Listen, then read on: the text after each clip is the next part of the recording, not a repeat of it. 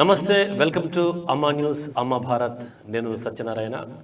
Debate Adilabad కార్యక్రమానికి స్వాగతం. Debate ఆదిలాబాద్లో ఆదిలాబాద్ జిల్లాకు సంబంధించినటువంటి పలు సమస్యలపై చర్చాగోష్ఠి, తర్వాత ఇంటర్వ్యూ కార్యక్రమం ఉంటుంది. ప్రధానంగా ఆదిలాబాద్ జిల్లా అనగానే ఆదిలాబాద్ వ్యవసాయ ఆధారిత ప్రాంతం. ఇక్కడ రైతులంతా ప్రధానంగా పత్తిని సాగు చేస్తూ జీవనం సాగిస్తుంటారు. ఆదిలాబాద్కి తెల్ల బంగారు పట్టణం అనేటటువంటి పేరు కూడా ఈ పత్తి సాగు ద్వారానే ఇక్కడికి వచ్చినటువంటి ఒక పరిస్థితి. మరి ప్రస్తుతం చూసినట్టయితే ఖరీఫ్ సీజన్లో రైతులు పొలం బాట పట్టారు, సాగుకు సిద్ధమయ్యారు. కానీ మార్కెట్లో చూస్తే రైతుకు కావాల్సినటువంటి ఒక డిమాండ్ పత్తి రకం ఏదైతే ఉందో దాని యొక్క కొరత, బ్లాక్ మార్కెట్కి పత్తి విత్తనాలు తరలిపోవటం, ప్రతి ఏటా రైతుల్ని ఇదే ఈ పత్తి విత్తనాల దిగులు ఏదైతుందో అది బాధ పెడుతోంది. అలాగే మరోవైపు చూస్తే మార్కెట్లో పుట్టగొడుగుల్లా వస్తున్నటువంటి ఒక నకిలీ పత్తి విత్తనాల రకాలు, వాటి పట్ల మరి రైతులు మోసపోతూ, ఎందుకంటే మాయ మాటలు చెప్పి రైతుల్ని ఆ నకిలీ విత్తనాలు అంటగట్టి ప్రతి ఏటా మోసం చేస్తున్నారు. మరి వీటి పట్ల రైతులు ఎలాంటి జాగ్రత్తలు తీసుకోవాలి, ఓవరాల్గా రైతుల సమస్యలు ఏ విధంగా ఉన్నాయి, మరి రైతులు ఏ విధంగా వారి సమస్యలు పరిష్కరించుకోవాలి అనేటటువంటి అంశాలపై మనతో పాటు చర్చించడానికి మన స్టూడియోలో ఉన్నారు బండి దత్తాత్రి గారు, తెలంగాణ రైతు సంఘం ఆదిలాబాద్ జిల్లా అధ్యక్షులు వారు. నమస్తే అండి, వెల్కమ్ టు అమ్మా న్యూస్ స్టూడియో. చెప్పండి దత్తాత్రి గారు, ప్రధానంగా ఆదిలాబాద్ జిల్లా రైతులు సాగుకైతే సిద్ధమయ్యారు. ఎందుకంటే వీరికి అలవాటు ఎప్పుడైనా ఖరీఫ్ సీజన్లో పొడి నేలల్లోనే వీళ్ళు ముందుగా, అంటే తొలకరి పలకరించక ముందే పొడి నేలల్లోనే వీళ్ళు విత్తనాలు వేసుకుంటారు. ఆ తర్వాత 1-2 వర్షాలు పడితే తమ విత్తనాలు మొలకెత్తుతాయనేటువంటి ఒక ఆశాభావం అయితే రైతుల్లో ఉంటుంది. దానికి అనుగుణంగానే ఈరోజు మనం చూసే మార్కెట్లో అయితే కావలసినటువంటి ఏదైతే 659 రకం ఉందో ఆ రకం కొరత అయితే మరి బయట బాగా ఉంది. మరి ఎందుకు ఆ కొరత ఏర్పడింది? అంటే వచ్చినటువంటి ఒక విత్తనాలు రైతులకు సక్రమంగా అందట్లేదా, లేదంటే వ్యాపారులు మాయాజాలంతో వాళ్ళంతా కుమ్మక్కై మరి బ్లాక్ మార్కెట్కు తరలించి రైతులను మోసం చేసే ప్రక్రియ సాగుతుందా? ఓవరాల్గా రైతుల పరిస్థితి ఎలా చూస్తారు? ఆదిలాబాద్ జిల్లా ప్రధాన పంట అయినటువంటి పత్తి పంట వాస్తవంగా మొత్తం 5 లక్షల చిల్లర ఎకరాలలో 3,60,000 ఎకరాలు పత్తి సాగు అవుతుంది. ప్రధానంగా ఈ వ్యవసాయంలో అనేకమైనటువంటి సమస్యలు. మొట్టమొదలే ఇప్పుడు జూన్ మొదటి వారంలోనే విత్తడానికి అనుకూలంగా ఖరీఫ్ సీజన్ అనేటువంటిది రైతులు ఇప్పటికే సదును చేసుకోవడం జరిగింది. భూముల్ని వాటికి సంబంధించినటువంటి విత్తనాల్ని మొదట్లో పత్తి విత్తనం అనేటువంటిది వేయడం జరుగుతుంది.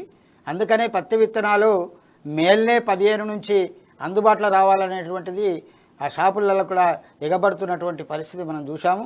అనేక గందరగోళమైనటువంటి పరిస్థితులు ఏర్పడ్డాయి. దాని మీద ఇప్పుడు ప్రధానమైనటువంటి పంట పత్తిలో మంచి విత్తనం, నాణ్యమైన విత్తనం అందించాలనేటువంటిది ప్రధానంగా మేము రైతు సంఘంగా ఎప్పటి నుంచో డిమాండ్ చేస్తున్నాం. అయినప్పటికీ కూడా కల్తీ విత్తనాలు అనేటువంటి మార్కెట్లో వస్తున్నాయి. గిరిజన ప్రాంతాలలో అయితే 35% కల్తీ విత్తనాలు అనేటువంటివి వస్తాయి. ఆ గిరిజన ప్రాంతంలో రైతాంగం కూడా మొలకెత్తి కాత వచ్చే దశలో కాత లేదనేటువంటి తరుణంలో ఏర్పాటు అనేటువంటి జరుగుతుంది. అందుకని పెద్ద ఎత్తున నకిలీ విత్తనాల వల్ల పెద్ద ఎత్తున రైతాంగం నష్టపోతున్నటువంటి పరిస్థితి ఉంది. అందుకని 659 అనేటువంటిది ఒక 10 సంవత్సరాల నుంచి కంటిన్యూగా రైతులు దాని మీద ఎక్కువ దిగుబడి వస్తుందని చెప్పి ఆశించి ఆ రకంగా విత్తనాల కొరకు ఈరోజు మాకు రావాలనేటువంటిది చెప్తున్నారు.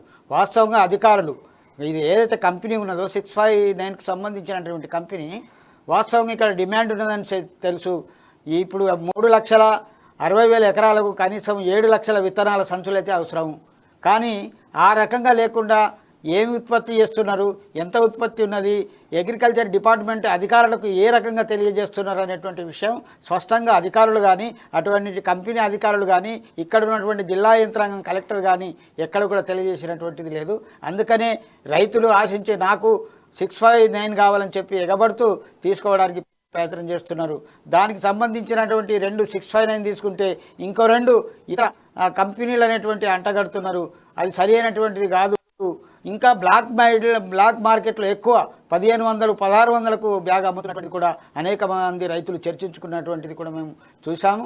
అందుకని ఒక ప్రణాళికమైనటువంటి ఆలోచన లేకుండా జిల్లా యంత్రాంగం ఒక వ్యవసాయ ప్రణాళిక తయారు చేసుకొని ఈ జిల్లాలో ఎంత సాగు అవుతున్నది, ఏ విత్తనాలు ఎంత ఇస్తారో అనేటువంటి ఒక ప్రణాళిక ఇచ్చి ఏ విత్తనం మీద డిమాండ్ ఉన్నదో ఆ విత్తనానికి అగ్రికల్చర్ వాళ్ళు ఖచ్చితంగా ఒక ఆలోచన అనేటువంటి చేసే విధానం లేదు. అందుకనే చివరికి వచ్చేసేసి గందరగోళం పడి ఏదో ఒకే విత్తనం వేసుకొని పంట నష్టం జరుగుతున్నటువంటి పరిస్థితులు మనం అనేకమైన జిల్లాలో చూస్తున్నాం. అయితే ప్రధానంగా చూస్తే దత్తాత్రి గారు, రైతుకు ఎప్పుడైతే అంటే ప్రతి ఏటా, ఇప్పుడు ఈ సీజన్ అని కాదు, ప్రతి ఏటా కూడా అంటే ఆదిలాబాద్ జిల్లాలో ప్రధానమైనటువంటి పత్తి పంట వేసుకునే రైతుకు అయితే ఇటు వ్యవసాయ అంటే ఇటు కంపెనీల నుంచో లేదంటే దుకాణాల నుంచో లేదంటే పూర్తిగా పంట వేసుకున్న సమయంలో ప్రకృతి నుంచో లేదంటే అమ్మకం సమయంలో పెట్టుబడిదారుల నుంచో ఒకవేళగా చూస్తే మాత్రం రైతు ఆశించినటువంటి రైతు అనుకూల అయినా కూడా పత్తిని సాగు చేస్తూనే ఉన్నాడు. అంటే తనకు ఆశించిన మద్దతు ధర దక్కకున్నా, ప్రకృతి కరుణించకపోయినా, ఇటు మార్కెట్లో మోసాలు జరుగుతున్నప్పటికి కూడా రైతు పరిస్థితి మాత్రం చాలా గందరగోళంగా ఉండేటటువంటి అవసరం తయారవుతుంది ఇక్కడ. అయితే ప్రభుత్వం కూడా దానికి తగినట్టుగానే కొంత వెసులుబాటు కల్పించింది. అంటే ఏంది, ఆ జిల్లా అధికారులకు ముందస్తుగానే ఎక్కడైతే మోసాలు జరగకుండా ప్రభుత్వం కూడా చర్యలు తీసుకుంటోంది. అలాగే కొన్ని హెల్ప్ లైన్ నెంబర్లు కూడా ఏర్పాటు చేసింది. ఎక్కడైతే రైతులు ఇబ్బందులు పడుతున్నారో ఆ ఇబ్బందులు పడేటటువంటి ఒక రైతులు, పత్తి రైతులు ఖచ్చితంగా జిల్లా అధికారులు సూచించినటువంటి ఒక మొబైల్ నెంబర్స్కి హెల్ప్ లైన్ నెంబర్కి వాళ్ళకు చేయమని కూడా చెప్తుంది. ఒక రకంగా అంటే ఇన్ని సూచనలు ప్రభుత్వం ఇచ్చినప్పటికి కూడా జిల్లా అధికారులు కూడా ఇక్కడ ఉన్నటువంటి ఒక నియంత్రణ అంటే ఈ పత్తి క్రయ విక్రయాల్ని నియంత్రించేందుకు అంటే ఒక్కసారిగా ఎగబడకుండా, అలాగే విత్తనాలు మహారాష్ట్రకు అక్రమంగా తరలిపోకుండా, ఆ తర్వాత ఎక్కువ అంటే కొంతమంది ఎక్కువ బ్యాగులు తీసుకోకపోకుండా ఆధార్ కార్డు అలాగే దానికి సంబంధించి ఒక ప్రక్రియ అయితే తీసుకోవడం జరిగింది. ఒక శుభ పరిణామం అని చెప్పొచ్చు. ఎందుకంటే మనం గతంలో ఎప్పుడు కూడా ఇలాంటి ప్రక్రియ చూడలేదు. ఆధార్ కార్డు ద్వారా విక్రయాలు కొనసాగించాలి అనేటటువంటి ఒక నిబంధన ఇది కొంత పత్తి విక్రయాల్ని తగ్గించేటటువంటి అవకాశం ఉందా? ఒకటి వాస్తవంగా మన ఆదిలాబాద్లో ఎందుకు పత్తి సాగుకు మొగ్గు చూపుతున్న రైతాంగం అంటే, ఒకటి ఈ నేలలు సారవంతమైనటువంటి నేలలు, పత్తికి అనుకూలమైనటువంటి నేలలు.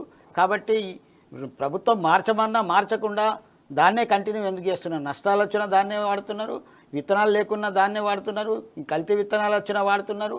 ఎందుకంటే సారవంతమైనటువంటి భూములు, నేలలు, మంచి నేలలు, ఎక్కువ దిగుబడి పత్తికి వచ్చేటటువంటి అవకాశం ఉన్నది. ఇతర పంటలు రావు.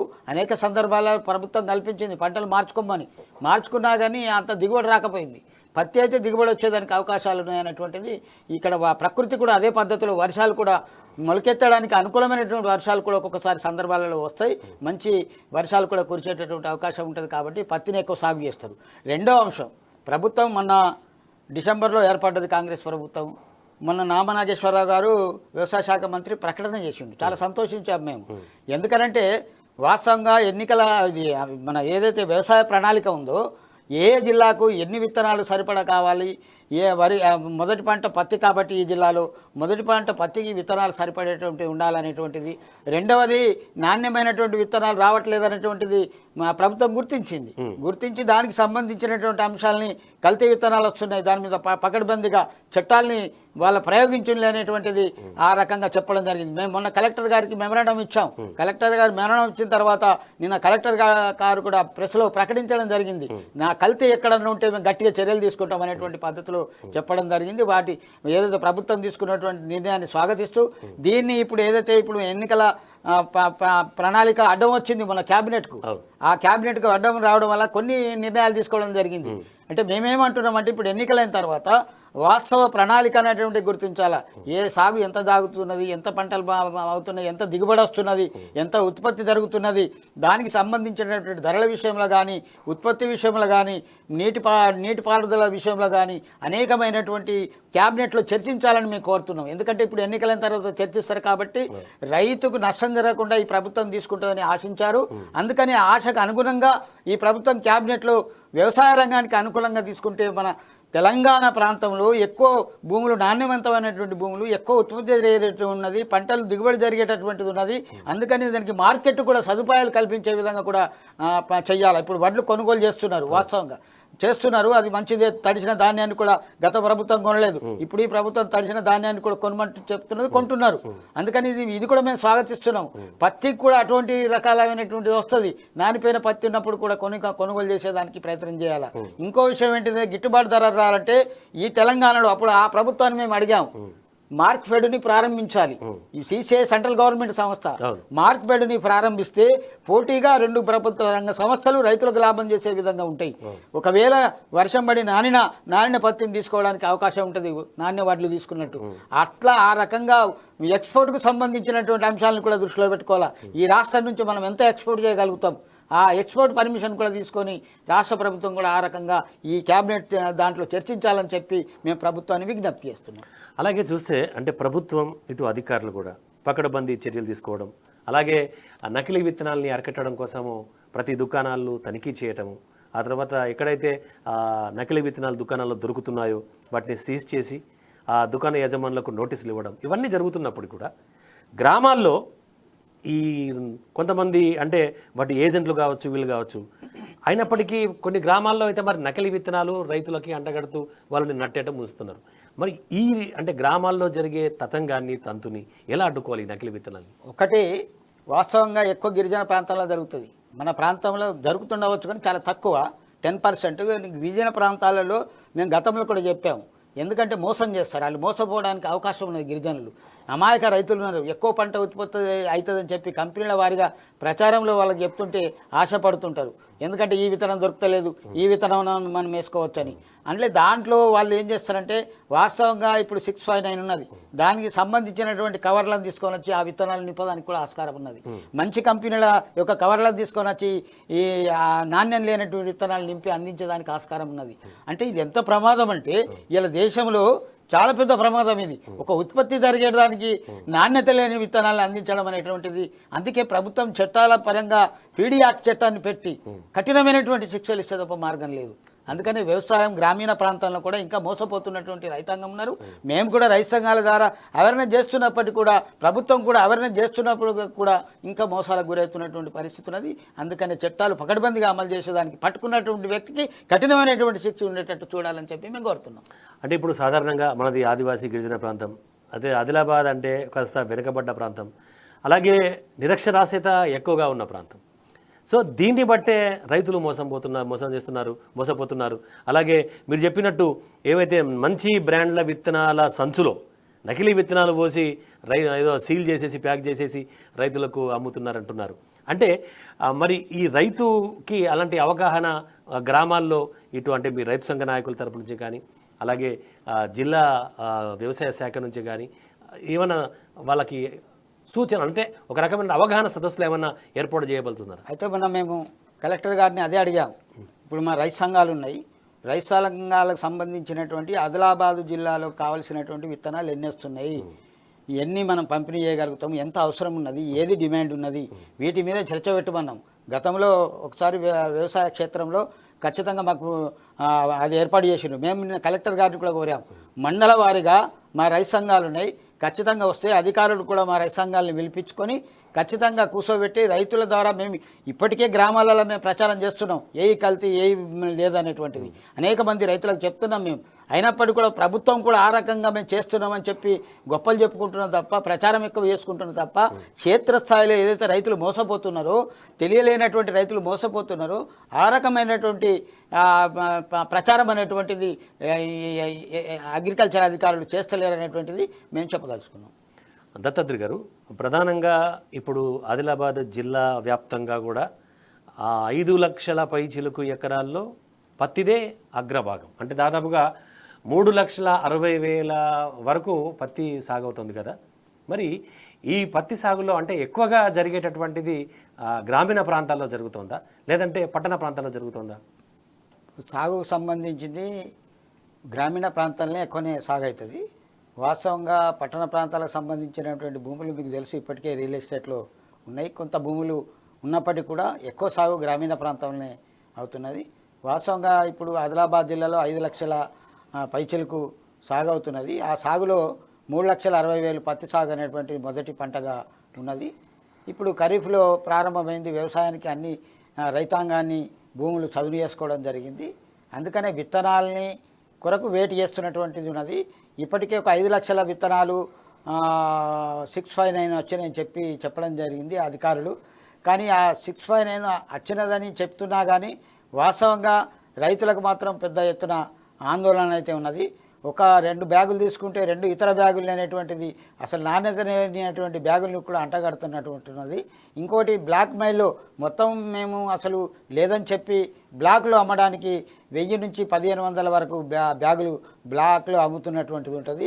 బ్లాక్లో అమ్మినప్పుడు నాణ్యత లేని విత్తనాలు కూడా కొనుక్కోవాల్సినటువంటి పరిస్థితి అనేటువంటిది వస్తుంది. అందుకని బ్లాక్ కాకుండా అధికార యంత్రాంగం అక్కడ ఖచ్చితంగా మీరు అన్నట్టు పాస్ పుస్తకం కానీ ఆధార్ కార్డు కానీ అనుసంధానం చేసి రైతు 5 ఎకరాలు సాగు చేస్తే 5 ఎకరాలకు ఒక 10 ఎకరాలు విత్తనాలు అవసరం ఉంటాయి, 10 బ్యాగులు అట్లా అందిస్తే ఖచ్చితంగా మనకు ఉపయోగపడే విధంగా ఉంటుంది. రెండో అంశం ఏంటిదంటే ఇటు మహారాష్ట్రలో 659కి సంబంధించింది బ్యాన్ ఉంది. అక్కడ రైతులకు ఎక్కువ దానికి పంట వస్తుంది. విదర్భ ప్రాంతం అంతా కూడా ఎక్కువ ఉత్పత్తి ఇప్పుడు ఆదిలాబాద్ ఎట్లనో అక్కడ కూడా పత్తి ఉత్పత్తి అనేటువంటిది ఎక్కువ ఉన్నది కాబట్టి అక్కడ రైతాంగం అంతా ఈ 659కు మన ఆదిలాబాద్ మార్కెట్కు రావడం అనేటువంటి జరుగుతుంది. వారికి అధిక ధరలో ఇక్కడ ఉన్నటువంటి వ్యాపారులు వారికి ఇచ్చేసి మన రైతాంగాన్ని ఇబ్బంది పెట్టడానికి నో స్టాక్ అనేటువంటి బోర్డులు పెట్టడం అనేటువంటి జరుగుతుంది. ఇది చాలా బాధాకరమైనటువంటి విషయం. మేము మొన్న కలెక్టర్ గారిని కూడా కలిసి ఒక మెమరాండం ఇచ్చాం మా రైతు సంఘాల తరపున. కానీ కలెక్టర్ గారు చెప్పింది ఏంటిదంటే ఎక్కువ తీసుకుంటున్నారు, ఎక్కువ తీసుకున్న తర్వాత మరాకి వేరే రైతాంగానికి సరిపోవనేటువంటి పద్ధతులు చెప్పడం జరిగింది. అది సరైనది కాదు. వాస్తవంగా కంపెనీలు ఈ 659 కంపెనీ ఆదిలాబాద్ జిల్లాకి ఎన్ని బ్యాగులు ఇచ్చిందో అన్ని బ్యాగుల్ని ఖచ్చితంగా రైతాంగానికి మనకు ఒక ప్రణాళిక అనేటువంటిది ఉన్నది. ఆ ప్రణాళిక ఆధారంగా మొత్తం రైతాంగానికి కూడా ఆ 659 అందించడానికి అవకాశం ఉన్నది. అందుకనే ఇతర విత్తనాలు వాడరు. భూములకు ఎక్కువ దిగుబడి అయ్యేటటువంటి 659 ఒక్కొక్క విత్తనాన్ని ఒక్కొక్క పద్ధతి అనేటువంటిది ఉంటుంది. ఈ 659 10 సంవత్సరాల నుంచి రైతులకు దిగుబడి వస్తున్నది కాబట్టి దాని మీద ఎక్కువ డిమాండ్ అయినటువంటిది వచ్చింది. దాన్ని సరఫరా చేసే విధంగా మేము చెప్పాము. అధికారులు ఆ పద్ధతిలో చెప్తలేరు. అదే డిమాండ్ ఉందని చెప్పి అదే వాడదామని చెప్తే అది లాభం కాదు. ఇంకా ఇతర కంపెనీలు కూడా మంచిగా ఉన్నాయి, వాటిని కూడా వాడమని చెప్తున్నారు. కానీ రైతాంగానికి ఆ నమ్మకం అనేటువంటిది కలగట్లేదు.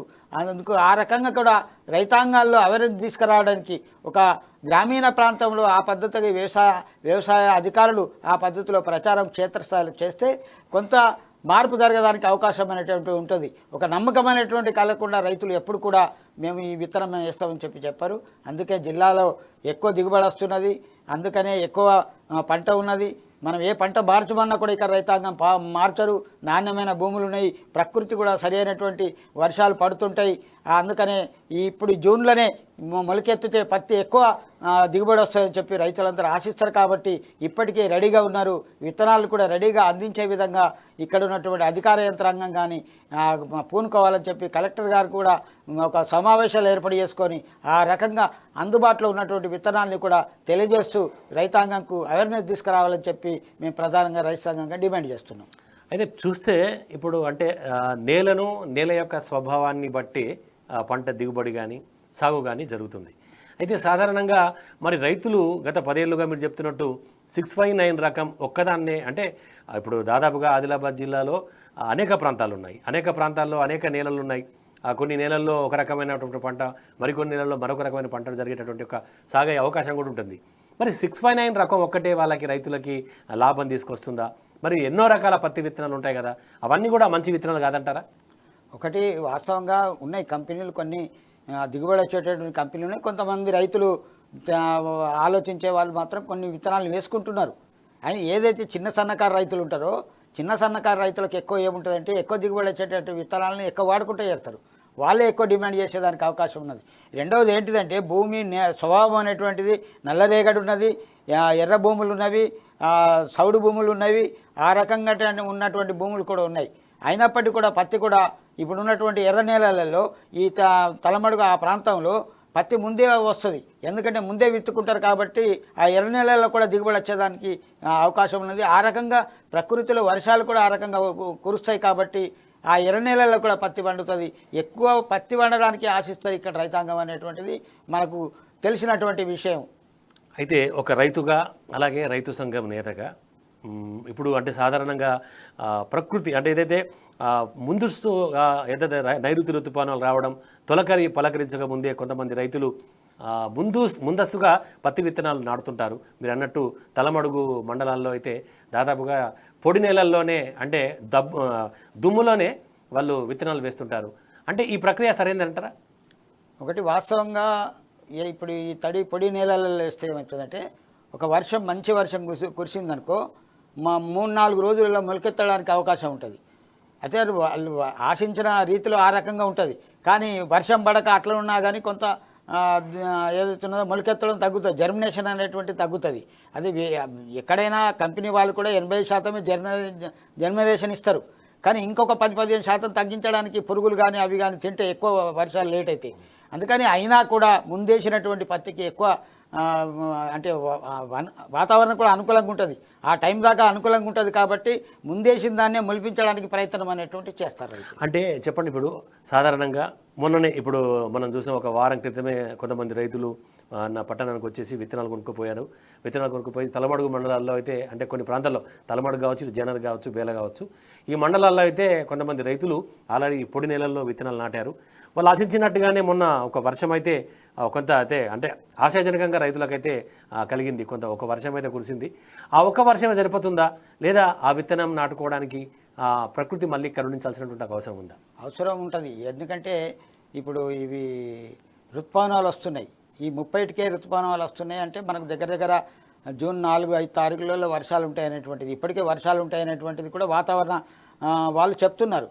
కానీ ఇప్పుడున్నటువంటి వర్షాలు మన కురిసినటువంటి వర్షాలు భూమి తడవచ్చు, విత్తనం దడకపోవచ్చు.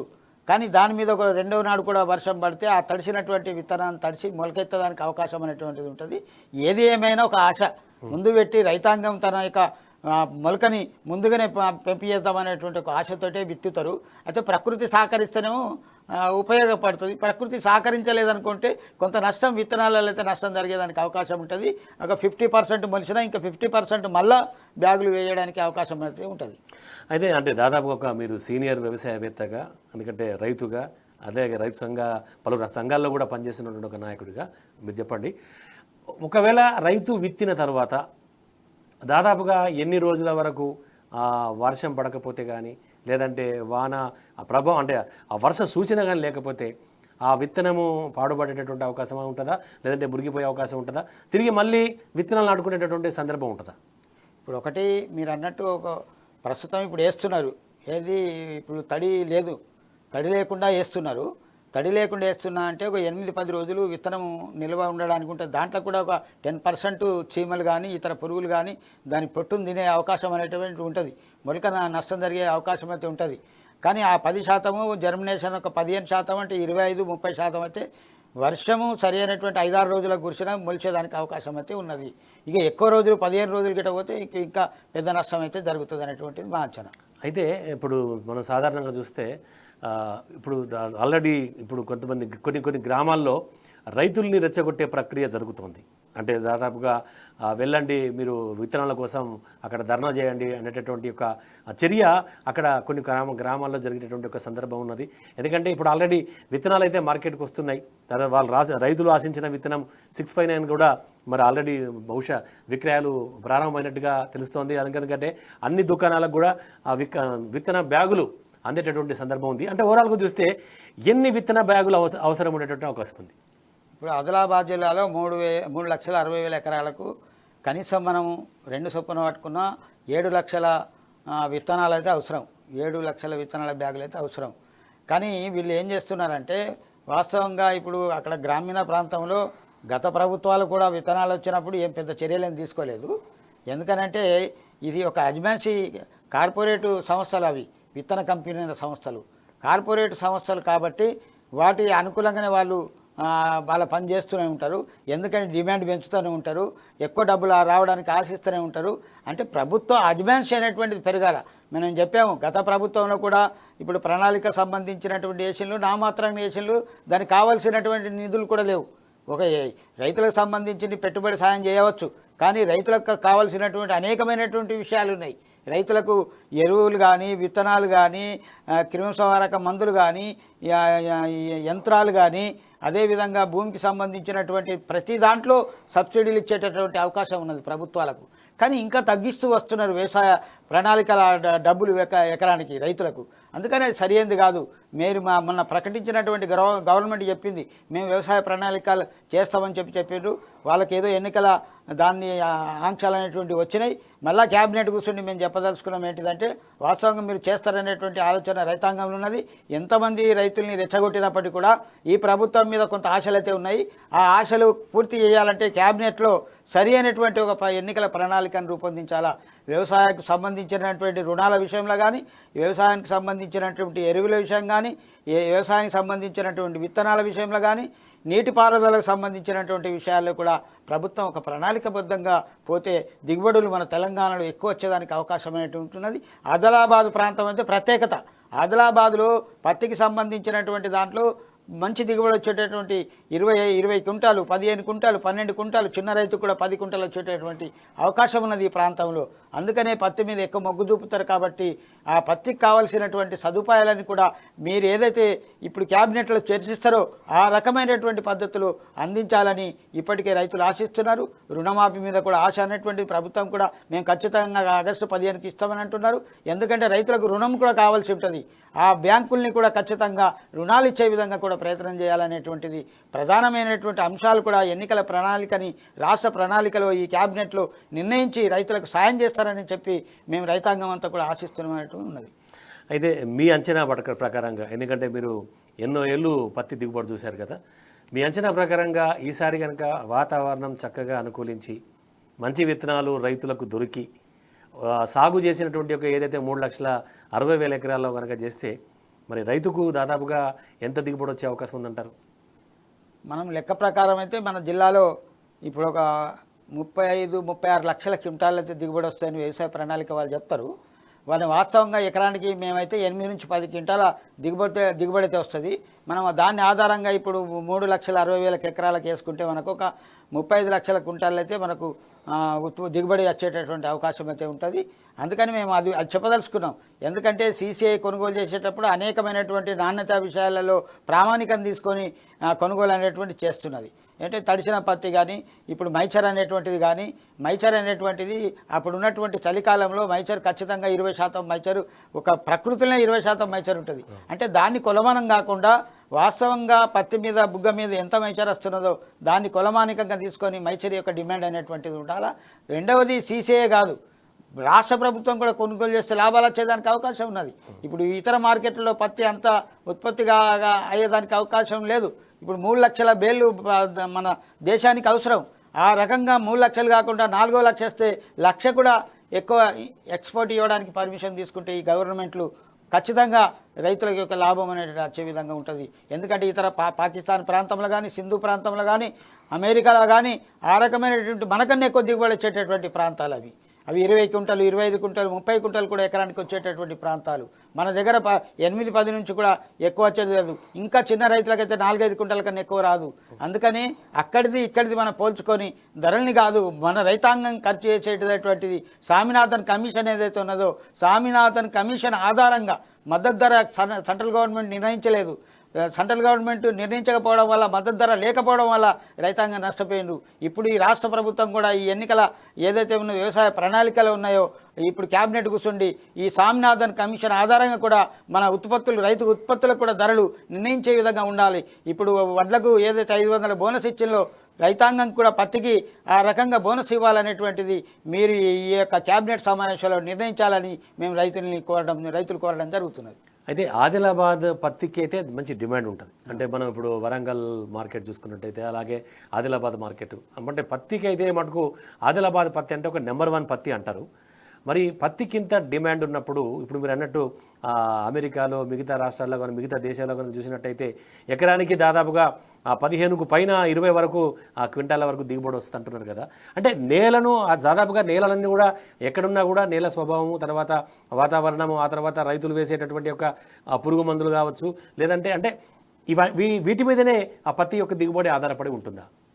వాస్తవంగా దిగుబడి అనేటువంటిది విత్తనాలు కల్తీ కాకుండా చూడడము, రెండవది ఫర్టిలైజర్ సరి అయినటువంటి అందించేటటువంటి విధంగా ప్రభుత్వం చూడడం, మూడవది కూడా పెస్టిసైడ్కి సంబంధించినటువంటి కల్తీలు కూడా అనేకమైనటువంటివి వస్తాయి.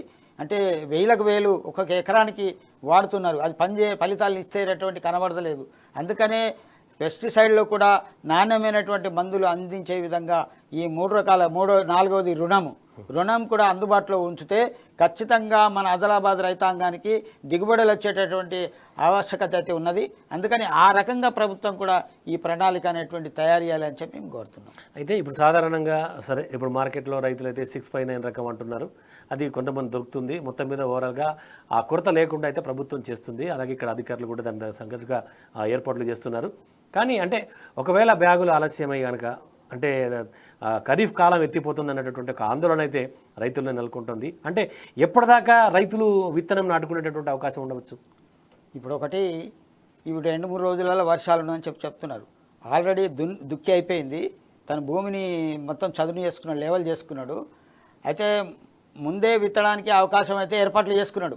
ఒక్క వర్షం గిట ఈ 30వ తేదీ లోపల కురిస్తే నాటుకోవడానికి అవకాశం, లేదంటే జూన్ 4-5 తేదీలలో వర్షాలు ఉన్నాయి, ఋతుపవనాలు కూడా వస్తున్నాయి, అప్పుడే గ్యారంటీగా వేసుకుందాం అనేటువంటిది కూడా అప్పటికి కూడా ఉంటుంది. కొంతమంది ముందస్తుగా కూడా 2 వర్షాలు పడితే ముందస్తుగా కూడా ఇప్పుడు ఉన్నటువంటి ఈ మే 30-31 కూడా విత్తుకోవడానికి అవకాశం ఉన్నది.